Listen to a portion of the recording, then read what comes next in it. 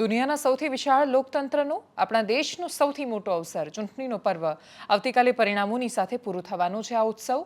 આ ઉત્સવમાં કોણ જીતશે કે કોણ હારશે એના કરતાં પણ વિશેષ મહત્વ એ છે કે 65% જેટલા લોકોએ કે જે આબાદી આપણે ભેગી કરીએ તો દુનિયાની મોટા ભાગના દેશોની વસ્તી કરતાં પણ જેનો આંકડો વધારે થાય છે એટલા દેશોએ આ લોકતંત્રના પર્વમાં હિસ્સો લીધો છે, ભાગ લીધો છે, પોતાનો મત વ્યક્ત કર્યો છે અને એમણે જે મત વ્યક્ત કર્યો એની સરકાર દેશમાં બનવા જઈ રહી છે. અને એટલા માટે આવતીકાલે સવારથી તમારે જમાવટ પર આ લોકતંત્રના ઉત્સવનું પરિણામ અમારી સાથે જોવાનું છે. એ બધા વિશે વાત કરીએ, વિસ્તારથી બાકીના સમાચારો વિશે પણ વાત કરીશું. નમસ્કાર, આપની સાથે હું દેવાંશી. એક્ઝિટ પોલ આવી ગયા છે. એક મેં વોટ્સએપ પર મેસેજ વાંચ્યો અને જે ખરેખર બહુ જ સાચો પણ હતો કે સારું છે કે રિઝલ્ટના એક્ઝિટ પોલ નથી હોતા, નહીં તો છોકરાઓ બિચારા 4 દિવસ પહેલાથી ઘરે રોજ માર ખાતા, રોજ ઢીબે મમ્મી પપ્પા એમને. પણ ખેર, હવે આમાં તો કોઈ ઢીબી નાખવાની વાત હોતી નથી. એક્ઝિટ પોલ પહેલાં લોકોની ઉત્કંઠાનો જાણે જવાબ મળતો હોય એ રીતે પરિણામ પહેલાંના પરિણામ રીતે જોવામાં આવે છે. એને દરેક વખતે સાચા નથી પડતા, પણ સાવે સાવ ખોટા નથી હોતા. આ વખતના એક્ઝિટ પોલમાં 2 પ્રકારના એક્ઝિટ પોલ સામે આવ્યા છે. એક 400 પાર આપી રહ્યા છે તો એક ભારતીય જનતા પાર્ટીના અમુક લોકો સાવ હારતી પણ બતાવી રહ્યા છે. એક બે દેશબંધુ બ્રધર્સને 2-3 એક્ઝિટ પોલ એવા પણ છે કે જે ઇન્ડિયાની સરકાર બનતી, એટલે કે ગઠબંધન જે કોંગ્રેસ સહિતના પક્ષોનું છે એની સરકાર બનતી પણ બતાવી રહ્યા છે. અને એટલે જેને જે મનમાં માફક આવે એ એક્ઝિટ પોલને સ્વીકારી રહ્યા છે. અમુક લોકો એવું કહી રહ્યા છે કે બધા એક્ઝિટ પોલ ખોટા પડશે કેમ કે ભારતીય જનતા પાર્ટી 400થી પણ ખાસી વધારે બેઠકો લાવશે. તો એકલા હાથે 400થી વધારે અને એનડીએની તો એનાથી પણ વધારે બેઠકો હશે. તો કોઈ કહી રહ્યું છે કે વચ્ચેનું ત્રિશંકુ પાર્લામેન્ટ જેવી પરિસ્થિતિ પણ પેદા થાય ને 2004માં જે હતું કે શાઇનિંગ ઇન્ડિયા, ચારે બાજુ એવું લાગતું હતું કે અટલ બિહારી વાજપેયીની લોકપ્રિયતા ચરમ પર છે, પણ જે થયું એ આ વખતે થાય. ગુજરાતમાં 2009ની પ્રતીક્ષા કરી રહ્યા છે કોંગ્રેસના નેતાઓ, તો ભારતીય જનતા પાર્ટીને 14 અને 19ના રિપીટ થવાની આશા અને અપેક્ષાઓ બંને છે. ગુજરાતની વાત કરવાથી શરૂઆત કરવી છે. શું 14 કે 19 જેવું પુનરાવર્તન શક્ય છે? તો સરળ નથી. અશક્ય રાજનીતિમાં કશું જ નથી હોતું, પણ એવું લાગી નથી રહ્યું, હજી સુધી નથી લાગી રહ્યું. ભલે ખાસા બધા એક્ઝિટ પોલે એવું 26-0 બતાવ્યું, પણ છતાંય અમે જે રીતે ગ્રાઉન્ડ રિપોર્ટિંગ કર્યું અથવા લોકોની સાથે વાત કરી, બંને પક્ષના રાજનેતાઓ સાથે પણ વાત કરી, તો ઉમેદવારો સાથે પણ ઇવન જ્યારે વાત કરી ત્યારે મોટાભાગના લોકોનું એવું કહેવું છે કે એટલું ઇઝી નથી આ વખતે 26-0 થઈ જાય. અને એટલે એ સંભાવનાઓને તમે બિલકુલ નકારી નથી શકતા કે 1, 2 કે મેક્સિમમ 5, વધારેમાં વધારે 5 સુધીની બેઠકો કોંગ્રેસ પક્ષ અને આમ આદમી પાર્ટીનું ગઠબંધન ભરૂચની સીટ પણ ગણી લઈએ તો મેળવી શકે છે.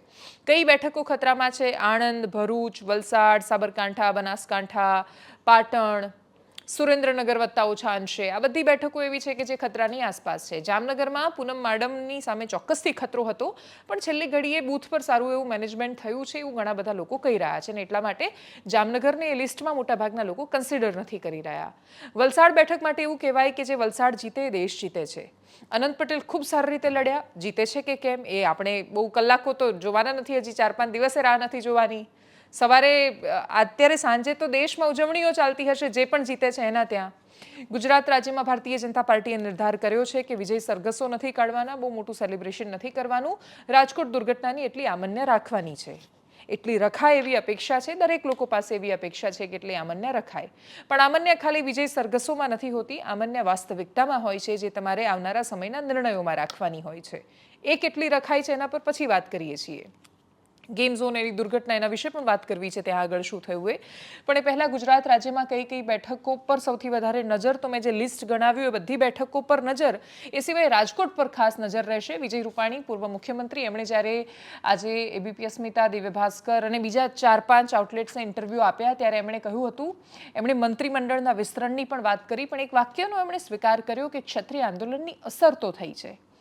હવે એ અસર હારજીત પર નહીં થાય એવું વિજય રૂપાણીનું માનવું છે, પણ જો આણંદ લોકસભા પર એની અસર હોય, જો ભરૂચ લોકસભામાં પણ જે ક્ષત્રિય વસ્તી છે એના પર અસર હોય, તો ઘણી બધી લોકસભા બેઠકો એવી છે. સુરેન્દ્રનગર પર અસર હોય તો સુરેન્દ્રનગર તો સૌથી વધારે સેન્ટરમાં છે.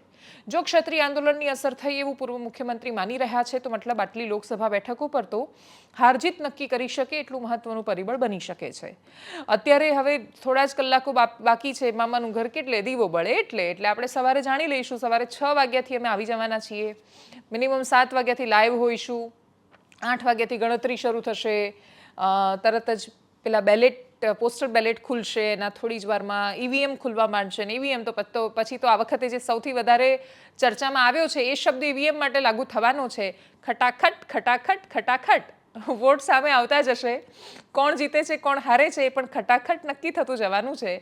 તો ચૂંટણી આ વખતે ખટાખટ રહી, ચૂંટણી આ વખતે માથા પર પાણી ઢોળવા જેવી રહી, ચૂંટણી આ વખતે સંવિધાન કોઈ બદલી દેશે એના પર રહી, તો ચૂંટણી આ વખતે ભેંસ કોઈ તમારી લઈ લેશે એના પર રહી, ચૂંટણી રહી કે ભાજપ આવશે તો તમારું આરક્ષણ લઈ લેશે, તો ચૂંટણી આવી કે કોંગ્રેસ આવશે તો મુસ્લિમોને ઓબીસીમાં લાવી દેશે, ચૂંટણી એ રહી કે તમારું મંગળસૂત્ર કોઈ લઈ લેશે, ચૂંટણી એ રહી કે મારા પિતા અને દાદીને મેં શહીદ થતા જોયા છે એટલા માટે મને વોટ આપો. ટૂંકમાં સોલિડ મુદ્દાઓ પર જે ચર્ચાની અપેક્ષા જે બહુ જ ઓછા નાગરિકોએ રાખી હતી, નાગરિકોનો એક હિસ્સો આજે પણ એવો છે જેવું ઈચ્છે છે કે દેશના એકચ્યુઅલ સોલિડ મુદ્દાઓ પર વાત થાય, અર્થતંત્રનો કોઈ હિસાબ આપે, કોઈ આવનારા 5 વર્ષનું વિઝન આપે. એમાંથી કશું જ્યારે થતું નથી ત્યારે એ નાગરિકો નિરાશ થતા નથી, કેમ કે હવે એ આશા નથી રાખતા. પણ છતાંય અપેક્ષાઓ રાખી હતી જે ન પૂરી થઈ, એટલે આવતીકાલનું પરિણામ પણ જેમ ચૂંટણીઓ ખટાખટ થઈ છે એ રીતે પરિણામ પણ ખટાખટ આવી જવાનું છે. અને જેના ભાગે આવે 272નો આંકડો જે પણ પાર્ટી જીતે એ પાર કરે એવી અપેક્ષા છે. કોંગ્રેસની આજુબાજુ ઇન્ડિયા ગઠબંધનના તરફી જે લોકો છે એ વલણવાળા લોકો એવું માને છે કે વચ્ચેની જે સરકારો હોય છે, સમર્થનથી બનતી સરકારો, એ બહુ ફાયદો કરાવે છે. અપવાદોને બાદ કરી દઈએ તો મોટા ભાગે જે પૂર્ણ બહુમતી સાથે સરકાર બનાવે છે એ વધારે સારી રીતે સરકાર ચલાવી શકે છે. એટલે જે પણ જીતે પૂર્ણ બહુમતી સાથે જીતે એવું આપણે અપેક્ષા રાખી શકીએ, પણ જરૂરી નથી. લોકતંત્રમાં તો સપોર્ટથી પણ સરકારો બનતી હોય છે. એક્ઝિટ પોલ તો એકદમ બહુમતીથી સરકાર બતાવી રહ્યા છે, 400 પારની બહુમતી, એટલે આગળ પાછળ કશું જોવાનું જ નથી, જે ચાહે એ નિર્ણયો લેવાઈ શકે છે. જો કે એના માટે 400 પારની જરૂર નથી. ભારતીય જનતા પાર્ટી ઓલરેડી એટલી બહુમતીમાં તો હતી જ કે જો કોઈ એવા નિર્ણયો લેવા હોત કે જે દેશમાં આખો માહોલ બદલી નાખે તો એ લઈ લીધા હોત, અને લઈ લીધા છે. 370 એવો જ એક ઐતિહાસિક નિર્ણય છે જે દેશની આટલી બહુમતીની સરકારો પછી પણ કોઈ નહોતું લઈ શક્યું. જ્યારે લાવવામાં આવ્યું ત્યારે જે એની પરિસ્થિતિ ગમે તે હોઈ શકે, પણ એ વાતને કોઈ નકારી શકે એમ નથી, વિપક્ષો પણ નકારી શકે એમ નથી કે નિર્ણય એવો હતો કે જે ખૂબ વહેલા લેવાવો જોઈતો હતો. જે ન લેવાયો તો એને દેરાએ દુરસ્તાએ કહીને આવકારવાની જરૂર હતી. એ જમ્મુ કાશ્મીરમાં અનંતનાગથી મહેબૂબા મુફ્તી જાતે મેદાને છે, તો બારામુલ્લાથી ઉમર અબ્દુલ્લા પણ મેદાને છે. અને એ જમ્મુ કાશ્મીરમાં ભારતીય જનતા પાર્ટી બહુ જ સારું પ્રદર્શન કરતી પ્રાથમિક દ્રષ્ટિએ એક્ઝિટ પોલમાં એટલીસ્ટ નથી દેખાઈ રહી. નજર રહેવાની છે દેશની વાત કરીએ તો દક્ષિણ ભારત પર, કેમ કે દક્ષિણ ભારતમાં તમિલનાડુ અને કેરળમાં ભારતીય જનતા પાર્ટીનો પ્રવેશ અને ડબલ ડિજિટમાં આવતો વોટ શેર એ બતાવે છે કે આવનારા 5 વર્ષ પછી કદાચ એ રાજ્યમાં મુખ્ય વિપક્ષ તરીકે જે એક પક્ષ નબળા થયા છે, એટલે તમિલનાડુની વાત કરીએ તો એઆઈએડીએમકેનું નબળું થવું એને રિપ્લેસ કરી શકે છે ભારતીય જનતા પાર્ટી કે કેમ.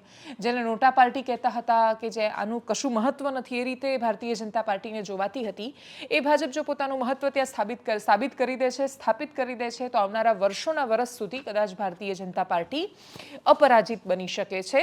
જો કે રાજનીતિ સંભાવનાઓનો ખેલ છે. સેફ સાઈડ માટે બોલાતું આ સૌથી સરળ વાક્ય કે કશું પણ ખોટું પડે તો એવું કહેવાનું કે રાજનીતિ એ સંભાવનાઓનો ખેલ છે. અને એટલે જ, અને એ હકીકતમાં છે, એટલે આપણે એ બધા અવકાશો અને અપવાદો છોડી રહ્યા છીએ. આંધ્ર દિવસ પણ છે આજે, અને આજના દિવસ પછી એક મહત્વનો નિર્ણય પણ આવનારા સમયમાં થવા જઈ રહ્યો છે કે આંધ્રપ્રદેશની હવે પાટનગર રાજધાની કયું રહેવાનું છે શહેર. અત્યાર સુધી જ્યારે આંધ્ર અને તેલંગાણા છૂટા પડ્યા ત્યારે હૈદરાબાદ તેલંગાણાના હિસ્સામાં ગયું, અને તેલંગાણાનું જ કેપિટલ છે અત્યાર સુધી. આંધ્રનું પણ કેપિટલ હૈદરાબાદ છે, જે હવે 10 વર્ષ થઈ ગયા હવે નહીં હોય. એટલે હવેના સમયમાં નિર્ણય લેવાનો છે. અને વાયએસઆરસીપીની, એટલે અત્યારે જે જગનમોહન રેડ્ડીની સરકાર છે, એ જો એનું પુનરાવર્તન થાય છે, જે મોટાભાગના એક્ઝિટ પોલ ના પાડી રહ્યા છે, પણ એ રીતે પણ જો વાયએસઆરસીપીનું થાય છે તો વિશાખાપટ્ટનમ આંધ્રપ્રદેશનું નવું કેપિટલ બની શકે છે. જો અને તો વચ્ચેની બધી વાતો છે. આંધ્રમાં શું થવાનું છે, ઓડિશામાં શું થવાનું છે, તમિલનાડુ, કેરળ, પહેલીવાર એવું છે દેશની ચૂંટણીમાં કે આ રાજ્યો વિશે આટલી બધી ચર્ચા થઈ રહી છે, કેમ કે કોઈ નેશનલ પાર્ટી ત્યાં ગઈ છે. પણ તમિલના લોકો હોય કે સાઉથના કોઈ પણ તેલુગુના લોકો હોય, એમની માટે એમની અસ્મિતા, ભાષા એ બધાનું બહુ વિશેષ મહત્વ છે. ગુજરાતનો પણ એક વચ્ચેનો એવો સમય હતો કે જ્યાં પોતાની ભાષા માટેનું ગૌરવ, અસ્મિતા એ બધા વિશે વાતો થતી હતી. પછી ગુજરાતીઓ માટે એવું કહેવાય કે આપણે બધી બાજુથી સ્વીકાર ભાવ રાખવાવાળી પ્રજા છીએ. એના ફાયદા પણ છે, ગેરફાયદા પણ છે. જે હિન્દુ સંસ્કૃતિ માટે પણ કહેવાય, ધર્મ માટે કહેવાય કે એ બધાનો સ્વીકાર કરે છે. હવે સ્વીકારનો ફાયદો પણ થાય, ગેરફાયદો પણ થાય. એટલે એ રીતે ગુજરાતીઓની સાથે પણ થયું છે. ઓલ ઓવર આપણે ફાયદામાં છીએ. તો જો કે તમિલનાડુ પણ કોઈ વિશેષ નુકસાનમાં નથી. ત્યાં પણ ધંધા રોજગારથી માંડીને ઓલ ઓવર રીતે ખૂબ વિકસિત રાજ્ય છે તમિલનાડુ. આ રાજ્યો પર સૌથી વધારે નજર આવતીકાલના પરિણામ પર. ભારતીય જનતા પાર્ટી 400 પાર કરે છે તો રાજીવ ગાંધીનો અત્યાર સુધીનો ન તૂટેલો રેકોર્ડ તૂટવાનો છે. પૂર્ણ બહુમતી સાથે ત્રીજી વાર સત્તામાં આવે છે તો પણ છેક 1984માં જ્યારે રાજીવ ગાંધી ઇતિહાસ બનાવીને આવ્યા 400 પારનો, જ્યારે કોઈ પણ સત્તા અતિશય બહુમતી સાથે આવી છે ત્યારે મોટાભાગે એના પછી ક્યારેય એકલા હાથે ટકી નથી શકી. એટલે ગુજરાતનો પણ ઇતિહાસ કહે છે કે માધવસિંહ સોલંકી અદ્ભુત બહુમતી સાથે આવ્યા અને એ જીત્યા 149. એના પછી કોંગ્રેસ એવી તૂટી કે હજી સુધી ઊભી નથી થઈ શકી. કોંગ્રેસ માટે દેશમાં પણ એ પરિસ્થિતિ છે. 404 આવી પણ એના પછી કોઈ વાર પોતાની એકલા હાથે બહુમતી સાથે કોંગ્રેસ અથવા કોઈ પણ સરકાર દેશમાં આવી ન શકી ટિલ 2014. 2014 સુધી પછી એવું ને એવું રહ્યું અને 14થી પછી ફરી એકવાર નવી સરકાર ને નવી વાતો. તો એ 400 પારનો રેકોર્ડ તૂટી શકે છે કે કેમ એ નથી તૂટતો અને 272+ આવે છે તો પણ એ રેકોર્ડ જ પોતાની જાતમાં બનવાનો છે, કેમ કે જવાહરલાલ નહેરુ પછી કોઈ પ્રધાનમંત્રી ત્રીજી વાર પૂર્ણ બહુમતી સાથે ચૂંટાઈને નથી આવ્યા. એટલે પ્રધાનમંત્રી મોદી એક નવા રેકોર્ડ તરફ આગળ વધી રહ્યા છે. એક્ઝિટ પોલનું આપણે અનુમાનોનું માનીએ તો એ રેકોર્ડ આમ હશે કે આમ હશે, રેકોર્ડ બનવાનું છે એ એક્ઝિટ પોલના આધારે નક્કી મનાઈ રહ્યું છે. આગળ વાત કરીએ બાકીના સમાચારોની, કેમ કે અમે ખાસા બધા ઉમેદવારો સાથે પણ વાત કરી, ખાસ તો એવા ઉમેદવારો સાથે ઇન્ડિયાના ઉમેદવારોની સાથે કે જે લોકોની જીતની સંભાવનાઓ ગુજરાતમાં વધારે છે. એટલે અનંત પટેલનું પણ કહેવું છે કે એ જીતી રહ્યા છે, ચૈતર વસાવાનું પણ કહેવું છે એ જીતી રહ્યા છે, અમિત ચાવડા વિશે તો અમે જેટલી વાર કહી રહ્યા છીએ કે એ જીતી રહ્યા છે તો ગિનીબેન ઠાકોરનું પણ એવું જ કશુંક માનવું છે ને ઘણા બધા એવા ઉમેદવારો છે. આ બધા જે રીતે ચૂંટણી લડી છે એ જોતા માહોલ બનાવ્યો છે. જો કે એક્ઝિટ પોલ અને અમે જ્યારે પત્રકારો સાથે વાત કરી રહ્યા છીએ તો એ બંનેના વિચારો બહુ મેળ નથી ખાતા. મોટા ભાગના પત્રકારો કહી રહ્યા છે કે એક્ઝિટ પોલ જે 400 પાર બતાવે છે એવું તો એક્ઝિટ સાબિત થતું કે એવું જ પરિણામ આવશે એવું એમને નથી લાગી રહ્યું. અમે અનેક પત્રકારો સાથે વાત કરી, એમાંથી હું અજય ઉમટ સાથે જે વાત કરી એનો એક અંશ તમને બતાવી રહી છું. ખૂબ વરિષ્ઠ પત્રકાર છે અને એમની સાથે મેં જ્યારે વાત કરી આ વિષય પર ત્યારે અમે 2-3 વિષયો પર એક લેવલ પર હતા જેમાં હું પણ એવું માની રહી હતી કે આણંદ બહુ ટફ છે, એ પણ એ માની રહ્યા હતા. તો ગુજરાતની બેઠકો વિશે દેશમાં એકદમ સંક્ષિપ્તમાં કે શું કામ એક્ઝિટ પોલને યથાર્થ થતા નથી જોઈ રહ્યા 400 પારવાળા, સાંભળીએ એમને.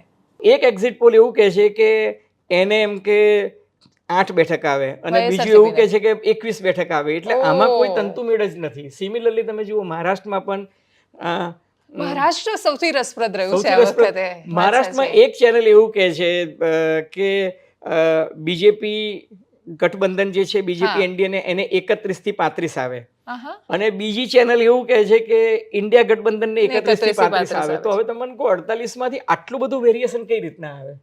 પણ બધાના ટોટલ સરખા આવે છે. ટોટલ બધાના સરખા આવે છે. 350 પાર તો મિનિમમ છે.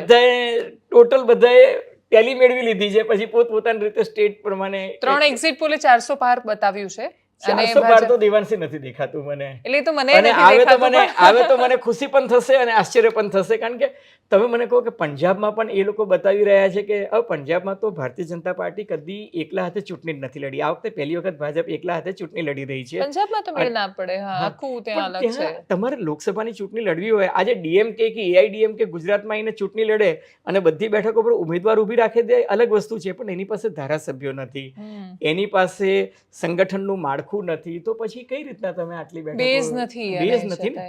એટલે છતાંય જો જીતી જાય તો આપણે વિજયભાઈ રૂપાણીને અભિનંદન આપવા પડે કે એમણે પંજાબમાં આટલું સરસ પરફોર્મન્સ કરી બતાવ્યું. પણ હું તમને કહું કે આણંદ એક એવો મત વિસ્તાર છે કે જ્યાં અમિત ચાવડા ચૂંટણી લડી રહ્યા છે. અમિત ચાવડાની પોતાની ઇમેજ ક્લીન છે. ધારાસભ્ય તરીકે 156ના વાવાઝોડામાં મજબૂતાઈથી ચૂંટાઈને આવ્યા. કોંગ્રેસ પાર્ટીના પ્રમુખ રહી ચૂક્યા છે, વિપક્ષી નેતા રહી ચૂક્યા છે. ઇમેજ પણ સારી છે અને ઠાકોર કોમ્યુનિટીના છે જ્યાં એમનું બાહુલ્ય છે અને સામા પક્ષે પટેલ છે. બીજું કે ત્યાં એક એવી ફિલિંગ હતી કે યાર ડેરીમાં પણ પટેલ ને એપીએમસીમાં પણ પટેલ ને બધી જગ્યાએ પટેલ, બધા ધારાસભ્યો. આ બીજું કે એમની સામેના જે ઉમેદવાર હતા એમની સામે જે કેટલીક ક્લિપો ફરતી થઈ એના કારણે પણ એક થોડોક માહોલ બગડ્યો હતો.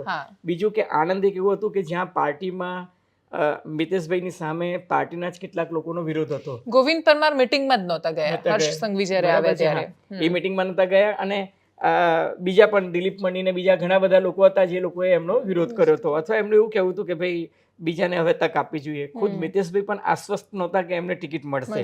અને વચ્ચે એક વખત જ્યારે દિલ્હી એમને બોલાવ્યા ત્યારે એવું લાગતું હતું કે વડોદરા અને સાબરકાંઠામાં જેમ ઉમેદવાર બદલાયા એમ આ પણ કદાચ બીજે દિવસે સોશિયલ મીડિયામાં જાહેર કરશે, પણ એ ન થયું જે કંઈ હોય તે. પણ આણંદમાં બીજું શું હતું હું તમને કહું કે માધવસિંહ સોલંકી ને ઈશ્વરસિંહ ચાવડાનું એક તપ છે, Yes. એમની તપોભૂમિ છે. ચૂંટણીની દ્રષ્ટિએ જોવા જઈએ તો ભરતસિંહ સોલંકી પણ ત્યાંથી એટલે જ ચૂંટાતા હતા, કારણ કે he was also a good leader at that point of time and very active. એ પછી તમે જુઓ તો ત્યાં ક્ષત્રિય મતો અને ઠાકોર મતો તો એક થયા જ, સંગઠિત થયા, પણ ત્યાં મુસ્લિમ મતોનું પ્રમાણ પણ આખા ગુજરાતમાં ભરૂચ પછી સૌથી વધુ છે. ત્યાં ક્રિશ્ચન્સ છે, ત્યાં દલિત છે. એટલે માધવસિંહ સોલંકીની જે ખામ થિયરી હતી ને, ખામ થિયરી પરફેક્ટ ત્યાં સેટ થાય છે. અત્યાર સુધી આપણે લોકતંત્રની વાત કરી, હવે આપણે વાત કરીએ ઠોકતંત્રની, જે ગુજરાતમાં વર્ષોથી ચાલતું આવ્યું છે. જિગ્નેશ મેવાણીએ કહ્યું કે ગોંડલમાં દલિત અસ્મિતા મહાસંમેલન કરશે જો આ કિસ્સામાં ન્યાય નથી મળતો. 48 કલાક ઉપર થઈ ગયા છે. ગોંડલના પૂર્વ ધારાસભ્ય જયરાજસિંહ જાડેજા, વર્તમાન ધારાસભ્ય ગીતાબા જાડેજાના સુપુત્ર ગણેશ ગોંડલ પર FIR થયાને રાજુ સોલંકી જૂનાગઢના નેતા છે, કોંગ્રેસના નેતા છે, એમના છોકરાને ઉપાડીને મારવાની ઘટના સામે આવી છે. ઘટના તો FIRમાં જે લખાઈ અને જે CCTV સામે આવી રહ્યા છે, પોલીસની સામે જે કન્ફેશન છે, જે આરોપીઓ પકડાયા એમણે જે સ્વીકાર્યું છે, એ બધું જોતા તો એમનું કબૂલાતનામું જોતા તો એવું લાગી રહ્યું છે કે પ્રાઇમા ફેસી ઘટના તો સાચી થઈ છે, એ છોકરાને ઉપાડીને મારવામાં આવ્યો છે.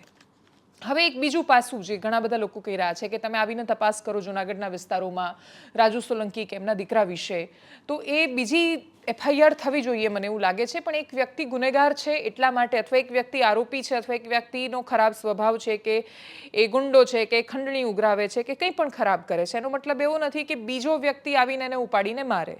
જો એ વ્યક્તિ કશુંક વાંધાજનક કરે છે તો જૂનાગઢની પોલીસે એને પકડીને એ કામ બધા બંધ કરાવવા જોઈએ. જો ગેરકાયદેસર ખંડણીનું ને કે પછી દુકાનોને તાળા મારી લેવાનું કે જમીનો પચાવી પાડવાનું, કે મને કહું કે જૂનાગઢમાં પેલા વોકડાની આજુબાજુના વિસ્તારોમાં તમે ફરજો તો એ બધા જ જે કામ છે જો એ થવા જોઈએ તો એ જૂનાગઢની પોલીસે કરવાની ફરજ છે, નહીં કે તમે કોઈ ત્રીજા માણસને અધિકાર આપી દો છો કે એ વ્યક્તિ એને ઉપાડી લઈ જાય, એના કપડાં કાઢીને એને મારે, એના વિડીયો બનાવે, એ અવસ્થામાં માફી મંગાવડાવે. આ માફી મંગાવવાનો ગજબ ટ્રેન્ડ ચાલી રહ્યો છે. કશું કેવું બોલો, તમે અસહમત છો તો સીધા બસ માફી માંગો. એ વ્યક્તિ માફી માંગી લે તો એ શું તમને તમારી માટે જે અયોગ્ય કહ્યું એના મનની એ જે ભાવના છે દૂર થઈ શકવાની છે? નથી દૂર થઈ શકવાની તો માફીના કોઈ મતલબ હોતા નથી. બીજું કે માફી તો સિલેક્ટિવ રીતે અપાય છે. પરસોત્તમ રૂપાલે ચૂંટણી સમયે બોલે તો માફી નહીં, પણ એના સિવાય અનેક લોકો કંઈ પણ બોલે તો એને માફ કરી દેવાના. તો એ પણ તો સિલેક્ટિવ આઉટરેચ છે કે ક્યાંક નીકળી રહ્યો છે અને ક્યાંક ચૂપ થઈ રહ્યો છે. પણ હવે સિલેક્ટિવ રીતે બોલવું એ જાણે નાગરિકોની ટેવ પડી ગઈ છે. Back to Ganesh Gondal. ગણેશ ગોંડલ પર FIR થયાના આટલા સમય પછી પણ એ ક્યાં છે પોલીસને નથી મળી રહ્યા. જૂનાગઢ SPએ જ્યારે આજે પત્રકાર પરિષદ કરી ત્યારે એમનું પણ એવું જ કહેવું હતું કે પોલીસ ગણેશગઢમાં ગઈ હતી અને ગોંડલ પણ પહોંચી હતી, પણ એમને મળ્યા નથી ગણેશ ગોંડલ. હવે પોલીસ માટે એવું કહેવાય કે મંદિરની બહાર ચપ્પલે ન ચોરાય જો પોલીસ ધારે તો. પોલીસની પાસે એટલી તાકાત છે, એમના એટલા સોર્સિસ હોય છે અને પોલીસ ધારે કરી શકે છે. પોલીસ દુનિયામાંથી ને એમાં ગુજરાત પોલીસ તો જબરદસ્ત હોશિયાર છે. આપણે એમને ક્રિમિનલ્સ પકડતા જોયા છે. એટલે 48 કલાક પછી પણ જો જૂનાગઢ SPને ગણેશ ગોંડલ મળતા નથી તો એનો મતલબ કે ગણેશ ગોંડલને શોધવા નથી માંગતા, પકડવા નથી માંગતા. એના સિવાય બીજું કોઈ કારણ ન હોઈ શકે એમના ન મળવાનું. કોઈ આમ આકાશમાં જતા રહે કે પાતાળમાં ખોવાઈ જાય એવું લાગતું નથી. હવે જો એમને નથી પકડતા તો આવનારા સમયમાં એ કઈ વાતોને આમંત્રણ આપી રહ્યા છે? તો એ બહુ જ સરળ છે કે તમે ફરી એકવાર જાતિ વર્સિસ જાતિ, કેમ કે ત્યાં દલિત સંમેલન થાય છે, કોઈ ક્ષત્રિય નેતાની સામે થાય છે, તો ફરી એકવાર એ જાતિના વિગ્રહને તમે આમંત્રણ આપી રહ્યા છો, જે સૌરાષ્ટ્રનો ભૂતકાળ રહ્યો છે. સૌરાષ્ટ્ર માંડ એમાંથી બહાર આવ્યું છે. માનગઢ હત્યાકાંડથી માંડીને પોપટ સોરઠિયાથી માંડીને અનેક લોકોની હત્યાઓ આજ ગુજરાતે, એ જ ગોંડલની આજુબાજુના પ્રદેશોએ જોઈ છે. એટલે આમાંથી જો બહાર આવવું હોય તો તમારે ન્યાય આપવો પડે.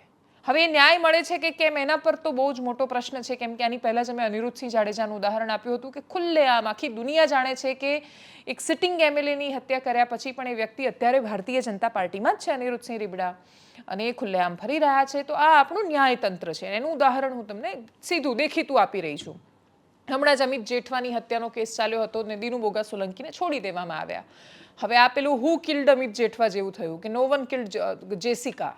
તો જેસિકા લાલની જેમ કોઈએ હત્યા નહોતી કરી, એમ અમિત જેઠવામાં એ જ પ્રશ્ન થયો કે ભાઈ દીનુ બોગા સોલંકીને નિર્દોષ છોડ્યા. શું કામ? તો કે પુરાવાના અભાવે. પુરાવા ભેગા કરીને આપવા કોનું કામ છે? ગુજરાત પોલીસનું. ગુજરાત પોલીસ કોના હેઠળ કામ કરે છે? તો આમ તો આઈડિયલી આદર્શ રીતે સંવિધાનના હેઠળ કામ કરે છે, બાકી આમ એ ભારતીય જનતા પાર્ટીના હેઠળ કામ કરે છે, કેમ કે 30 વર્ષથી સરકાર છે. અને 30 વર્ષથી સરકાર છે તો દિનુ બોગા સોલંકી ક્યાં છે તો કે એ તો ભાજપમાં છે, તો ચૂંટણી પહેલાં એમને છોડવા પડે. ચૂંટણી પહેલાં દિનુ બોગા સોલંકી નિર્દોષ સાબિત થઈ જાય છે. Very good. આપણા ન્યાયતંત્ર અને ન્યાયની અપેક્ષાઓ માટે તો ખેર આ બધું તો આપણે ત્યાં બહુ જ અપેક્ષિત રીતે ચાલતું રહે છે, પણ આ ખેર કે સામાન્ય એટલા માટે નથી કેમ કે હવે આમાં જાતિગત અસ્મિતાનો મુદ્દો આવ્યો છે. જિગ્નેશ મેવાણી એક્ટિવ થયા છે, એ પોતે જુનાગઢ ગયા હતા. જિગ્નેશ મેવાણીએ શું કહ્યું, જુનાગઢ એસપીએ શું કહ્યું, સાંભળીએ એમને. કે ભારતીય જનતા પાર્ટીના ધારાસભ્યનો દીકરો એ સત્તાના નશામાં, સત્તાના ઘમંડમાં જૂનાગઢના દલિત સમાજના આગેવાન રાજુભાઈ સોલંકીના દીકરાનું અપહરણ કરે, ગાડીમાં બેસાડીને ફિલ્મી સ્ટાઇલથી કિડનેપ કરીને એને લઈ જાય અને આરોપ છે કે એને સંપૂર્ણ નિર્વસ્ત્ર કરી એનું વિડીયો રેકોર્ડિંગ કરી જાણે જાનથી મારી નાખવાનો હોય એ પ્રમાણે એની સાથે મારપીટ કરવામાં આવી છે. આ ઘટનાને 72 કલાકથી વધુ સમય થયો હોવા છતાં આ ઘોર દલિત વિરોધી આરએસએસ અને ભાજપની સરકાર એ ગોંડલના ધારાસભ્યના દીકરાની ચરબી ઉતારવા તૈયાર નથી. ત્યારે સમગ્ર ગુજરાતમાં આના ઘેરા પ્રત્યાઘાતો પડ્યા છે અને આજે રાજકોટ શહેરના તમામ પક્ષના દલિત સમાજના આગેવાનો અને ખાસ કરીને દલિત આંબેડકરવાદી ચળવળના મિત્રો આજે રાજકોટ કલેક્ટરના માધ્યમથી આવેદનપત્ર આપીને કહેવા માગીએ છીએ કે આવતા 24-48 કલાકમાં આ ગોંડલના ધારાસભ્યના પુત્રની ધરપકડ કરવામાં ના આવી તો સમગ્ર ગુજરાતમાંના ઘેરા પ્રત્યાઘાતો પડવાના છે.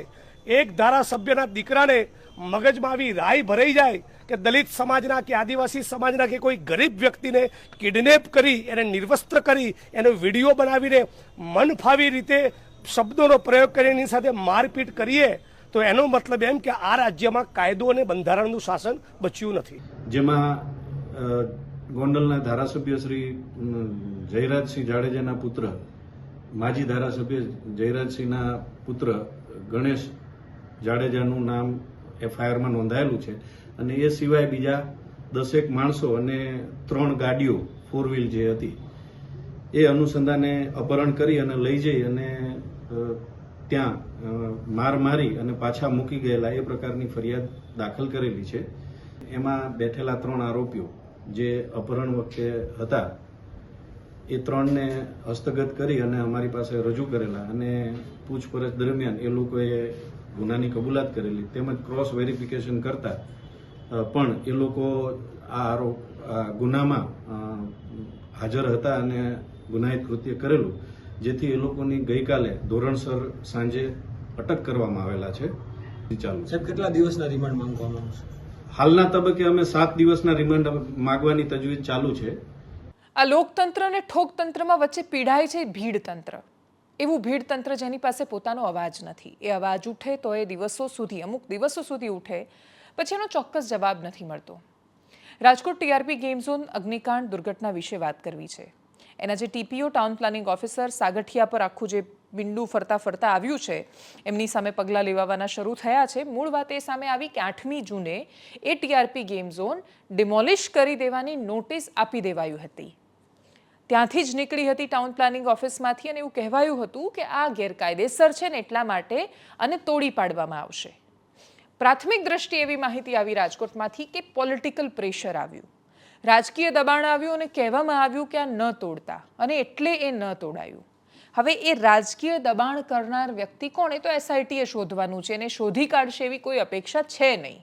ગમે તેવી પ્રામાણિક એસઆઈટી કેમ ન બને, રાજકીય છેડા ક્યાં આડતા હતા એના એ નથી શોધીને આપવાના. એ નગ્ન હકીકત છે. એ શોધશે કોણ? કાં તો અમે શોધીને લાવીશું, કાં તો સામાન્ય માણસો બોલશે અને અમે શોધીને લાવવાનો પૂરો પ્રયાસ કરીશું. જ્યાં સુધી સાબિતી ન હોય ત્યાં સુધી કોઈ પણ રાજનેતાનું કરિયર પૂરું કરવામાં અમને રસ નથી અને એટલા માટે કોઈને નિશાને લઈને પેલું સોપારી જર્નલિઝમ નથી કરવું અને એટલા માટે કોઈનું નામ નથી લેવું. ઘણા બધા નેતાઓ એવા છે કે જે શંકાના દાયરામાં છે અને ગમે તે એમાંથી પોલિટિકલ પ્રેશર કરેલું હોઈ શકે છે. એમણે જ્યારે પોલિટિકલી પ્રેશર કર્યું હશે ત્યારે એમને નહીં ખબર હોય કે ગેમ ઝોનમાં આવું થવાનું છે, પણ છતાં એમણે ન કરવું જોઈએ ને એમણે કર્યું. એનાથી ટીપીઓ સાગઠિયા નિર્દોષ સાબિત નથી થતા કેમ કે એસીબી જ્યારે ઇન્ક્વાયરી કરી રહી છે ત્યારે એમની કરોડોની સંપત્તિ પકડાઈ રહી છે. સાથે સાથે પ્રશ્ન એ પણ થઈ રહ્યો છે, જે એક અધિકારીએ જ અમને એ પ્રશ્ન કરતા કહ્યું કે જે સુપર ક્લાસ 1 અથવા જે આઈએએસ આઈપીએસ હોય છે એમના પર છેલ્લા આટલા સમયમાં કેમ, મતલબ સહી કરનાર પર કેમ કોઈ કાર્યવાહી નથી થતી? ફાઇનલ જ્યારે કોઈ પણ પાસ કરવાનું હોય ત્યારે કોઈ છે કે જે એનો રિપોર્ટ આપે અથવા એનું કારણ રજૂ કરે, અને એ રિપોર્ટ આપનાર છે એના પર તમે પગલાં લો છો, પણ જે સહી કરે છે એના પર કેમ કોઈ દિવસ પગલાં નથી લેવાતા? ગેમ ઝોન જેના સમયમાં શરૂ થયું એ લોકો કેમ જવાબદાર નહીં? પરવાનગી વગર બધું જ ચાલવા માંડ્યું બેરોકટોક, એ કેમ જવાબદાર નહીં? સૌથી મોટી વાત કે એક જમીન કે જે એગ્રીકલ્ચર હતી એના પછી એને થઈને જે રેસિડેન્શિયલ પર્પઝ માટે એટલે કે રહેણાંક માટે થઈ ત્યાં કમર્શિયલ કશું કામ શરૂ થઈ ગયું, તો એના માટે એ પરવાનગી આપનાર વ્યક્તિઓ પણ કેમ જવાબદાર નહીં કે જેમણે જોયું કે એમણે તો પરમિશન રહેણાંક માટે આપી છે ને અહીંયા તો કમર્શિયલ બાંધકામ ચાલુ છે અને કમર્શિયલ કામ ચાલુ છે? શરૂઆત ત્યાંથી થાય છે. શરૂઆત એ જમીનનો માલિક, એને પરવાનગી આપનાર અધિકારી અને જે ડેફિનેટલી એ વખતના મહેસૂલ અધિકારી એટલે કે કલેક્ટર હશે જિલ્લાના, એ બધા લોકો પર પગલાં કેમ નહીં? એના મૂળ સુધી તમે જ્યાં સુધી નહીં જાઓ, એ પરવાનગી આપવા માટે દબાણ કરનાર, એ ખોટા ધંધા પર સહી કરનાર, એને સહી કરાવવા માટે કહેનાર, એ રાજનેતા, એ સૌથી મોટો અધિકારી, એના નીચેનો અધિકારી, આ બધા લોકો આવે છે જવાબદાર. આપણે ત્યાં કમનસીબે આપણે એક માથું શોધીએ છીએ, એક માથું મળી જાય એના પર ઢોળી દઈએ. મીડિયા એ કરે છે. રામભાઈ મોકરિયા સામે આવે ધોઈ નાખો, આ સામે આવે ને ધોઈ નાખો. ધોઈ કાઢવાથી ક્યાં કોઈ ફરક પડવાનો છે? પ્રશ્ન ડેફિનેટલી બધાએ પૂછવા જોઈએ, નહીં કે એ રીતે કે જેથી સામેવાળો કોઈ દિવસ ફરીથી જવાબ જ ન આપે. અને એટલા જ માટે પેશન્સ બધી બાજુથી રાખવાની જરૂર હતી. કમનસીબે ન રહ્યું અને હવે રાજકોટ દુર્ઘટના પર કોઈ બોલવા તૈયાર નથી. એટલી હદે બધા જ લોકો મૂંગામંતર બનીને બેઠા છે, જાણે એમને કોઈ ફરક નથી પડ્યો. સામે આવે છે તો ઘડિયાળી આંસુ પાડીને નીકળી જાય છે. એ લોકો જવાબ નથી આપતા કે આપણા બાળકો મર્યા ત્યારે એ લોકો શું કરતા હતા. દરેક લોકો પોતાની જવાબદારીમાંથી ભાગ્યા ત્યારે આ દુર્ઘટના થઈ છે. અમે અનેકવાર એ પ્રકારની ગેરકાયદેસર ચાલતી ઇમારતોના રિપોર્ટ બનાવ્યા પછી મેક્સિમમ અમે શું કરી શકીએ? તો અધિકારીને કહી શકીએ કે આ કરવાની જરૂર છે. કંઈ બદલાતું વિશેષ રૂપે દેખાયું નહીં. રાજકોટ પહેલાં પણ અનેક દુર્ઘટનાઓ થઈ છે, રાજકોટ પછી પણ અનેક દુર્ઘટનાઓ ચાલુ જ છે, સતત ચાલુ છે. કોઈ જગ્યાએ કોઈ બેફામ ગાડી ચલાવે છે અકસ્માતમાં, કોઈ જેમ અમદાવાદનો જ બનાવ છે, કોઈ નાનું બાળક છે મૃત્યુ પામે છે અકસ્માતમાં, અને છતાંય સામેવાળાને કશી જ પડી નથી હોતી. રાજકોટની દુર્ઘટના થઈ એના એક્ઝેક્ટ બીજા દિવસે દિલ્હીમાં એક હોસ્પિટલમાં આગ લાગી. બેબી કેર હોસ્પિટલ હતી, ત્યાં નવજાત 7 બાળકો મૃત્યુ પામ્યા જે હજી જન્મ્યા છે, જેમની આંખો નથી ઉગડી, જેમણે હજી દુનિયા જોવાની શરૂ જ નથી કરી. એવા લોકોની આંખોમાં સપના ભરતા પહેલાં આપણે બાળી દીધા એમને. આવા અનેક મૃત્યુકાંડો થયા છે. સૌથી ભયાનક, દેશનો સૌથી ભયાનક અગ્નિકાંડ જેને માનવામાં આવે છે 23 ડિસેમ્બર 1995માં થયો હતો ને એમાં કમનસીબે બાળકો હતા. ડીવી સ્કૂલનું હરિયાણામાં એક ફંક્શન ચાલી રહ્યું હતું અને એ એન્યુઅલ ફંક્શન જે મેદાનમાં આયોજિત કરવામાં આવ્યું હતું ત્યાં બહાર નીકળવાનો ગેટ, ભજનલાલની સરકાર હતી હરિયાણામાં એ વખતે, ને ગેટ બહુ સાંકડો રાખવામાં આવ્યો. સૌથી પહેલાં શોર્ટ સર્કિટ આગ લાગી, ત્યાં સ્ટેજ પાસે આગ પહોંચી, ગેસના બોટલને બાકીને ઘણું બધું હતું ત્યાં. ગેસનો બોટલ ફાટ્યો અને 500 જેટલા લોકો મૃત્યુ પામ્યા અને એમાંથી મોટા ભાગના બાળકો હતા, કેમ કે એ સ્કૂલનું ફંક્શન હતું. એટલે હરિયાણાથી માંડીને તમિલનાડુથી માંડીને દેશના સૌથી ભયાનક અગ્નિકાંડ જે સામે આવ્યા છે, તક્ષશિલાથી લઈને, એમાં આપણે આપણા બાળકો ખોયા છે, આખા દેશમાં ખોયા છે. ક્યાંક ભજનલાલની સરકાર હોય છે, ક્યાંક વિજય રૂપાણીની સરકાર હોય છે, ક્યાંક ભૂપેન્દ્ર પટેલની સરકાર હોય છે. દરેક સરકારોની પાછળ અલગ અલગ ટેગલાઇન હોય છે. કોઈક ભાજપ સાથે જોડાયેલું હોય છે, કોઈ કોંગ્રેસ સાથે, કોઈ આમ આદમી પાર્ટીની સાથે. કમનસીબે એ લોકો એમના પક્ષની સાથે જોડાયેલા છે, આપણે આપણા બાળકોની સાથે જોડાયેલા છીએ. આપણે જ્યારે પ્રશ્નો કરીએ છીએ ત્યારે એને પક્ષોમાં વહેંચી દેવામાં આવે છે. આ સમયના રાજનીતિક રીતે પક્ષોમાં વહેંચાવાનો છે. આ સમયના સરકાર મને ગમે છે કે નથી ગમતી એ વિચારધારામાં વહેંચાવાનો છે. આ સમય ખાલી પ્રશ્ન કરવાનો છે, અને પ્રશ્ન દરેક જગ્યાએ કરવાનો છે. જ્યાં તમે એન્ટર થાવ છો ત્યાં ફાયર સેફટી છે કે નહીં. અમે અહીંયા ગઈકાલે જ અમદાવાદના ઘાટલોડિયા પાસે હું એક જ્વેલરી શોપમાં ગઈ હતી. પાર્શ્વ જ્વેલર એનું નામ છે. અહીંયા શાસ્ત્રીનગર ઘાટલોડિયાની વચ્ચે જગ્યા આવેલી છે. ત્યાં હું ગઈ તો ત્યાં જેવા અમે ગયા તો એક ભોંયરામાં એ લોકોએ એક મોટો સેટઅપ બનાવી દીધો છે, અને ભોંયરામાં જવાની એકદમ પાતળી સીડી છે, અને ત્યાં ઓલરેડી ઇલેક્ટ્રિસિટીનું કોઈને કોઈ કામ ને બાકીની બધી અવસ્થા હતી. પગ મૂકતાની સાથે મને એવો વિચાર આવ્યો કે અહીંયા આગ લાગશે તો કેવી રીતે હું મારા બાળક સાથે બહાર નીકળી શકીશ. અને એના પછી ડેફિનેટલી પગ પાછા પડ્યા. અમે લોકો બહાર નીકળ્યા, ત્યાંના દુકાનના માલિકને કહ્યું કે આગ લાગશે તો તમે શું કરશો? ના, તમારી પાસે ફાયર સેફટી છે. ફાયર સેફટી છોડો, અહીંયા આગ લાગે, મોટી આગ લાગે, નીચેવાળા બહાર કેવી રીતે નીકળે? તમારે એમને બચાવવા ના થાય, નીચે આગ લાગે તોય કેવી રીતે બચાવશો? એમની પાસે જવાબ નહોતો. એના પછી મારા છોકરાને સાયકલ લેવાની હતી, હું નારણપુરા ગઈ. તો નારણપુરા એક લક્ષ્મી સાયકલ છે, તો ત્યાં લક્ષ્મી સાયકલ ગઈ, ત્યાંય નીચે ભોંયરામાં એ રીતે એટલું મોટું ભોંયરું બનાવી દીધું છે અને દુકાનમાં રિનોવેશનનું કામ ચાલે છે તો બધું ભયાનક, એ લોકો ઇલેક્ટ્રિસિટીને બધું વાપરતા હતા. વેલ્ડિંગનું પણ કામ ચાલી રહ્યું હતું, લિટરલી આગના તણખા, નીચે તો એટલા બધા ટાયરના ઢગલા છે, એક્સટિંગ્યુશર ક્યાંય પડ્યા છે કોઈને ખબર નથી, કશું જ ખબર નથી. અને તોય એ નાના બાળકો સાથે મા બાપને નીચે મોકલે છે. એ સીડી એવી છે કે એક તો સીડી પરથી જીવનમાં કોઈ ઇમરજન્સીમાં ના ઉતરી શકે, અને તોય મા બાપ જાય છે પોતાના બાળક સાથે. મારી પાસે આટલી દુર્ઘટનાઓ સતત જોયા પછી એટલી સમજણ છે કે હું મારા બાળક સાથે ત્યાં નથી રહેતી ને તરત આવી જાઉં છું. ત્યાં જવાની હિંમત નથી કરતી, ના આજુબાજુવાળા કોઈને, બધાને કહું છું કે ન જતા ત્યાં.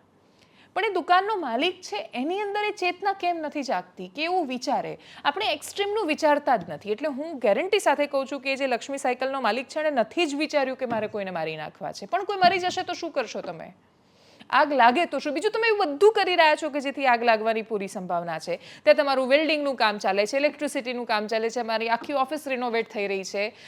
એના માટે ઉપર જે તમે પીઓપી કરવા માટે મટીરિયલ વાપરી રહ્યા છો થી માંડીને સાયકલની દુકાન હોવાથી જે ટાયર છે બધું જ એવું છે કે જે તરત જ આગ પકડે એવું છે. એકદમ ફ્લેમેબલ મટીરિયલ છે અને તોય તમે નથી કશું બદલાઈ રહ્યા. એટલે આ તો બે ઉદાહરણ છે કે જે ગઈકાલે મારે જોવાના થયા.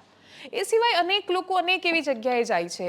પાર્શ્વમાં એ મારા કયા પછી ને કયા પહેલાં ને એના પછી સતત લોકો જતા રહેવાના છે. લક્ષ્મીમાં એ જવાના છે. કોઈના કહેવાથી કશું બદલાઈ નથી જતું. પણ આ તો બે જગ્યાએ હું ગઈ, એવી તો અનેક દુકાનો છે. બીજું, એ લોકો પાસે ભોંયરામાં દુકાનો બનાવવાની કોઈ પરમિશન જ નથી.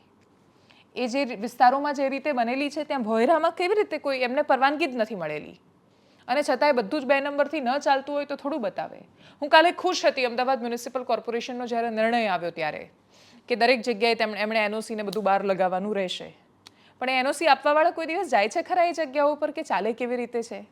એનઓસી આપી દીધા પછી કોણ જવાનું છે કે ત્યાં બીયુ પરમિશન લીધી હતી એટલું જ બાંધકામ છે કે એના સિવાયનું બાંધકામ થયેલું છે?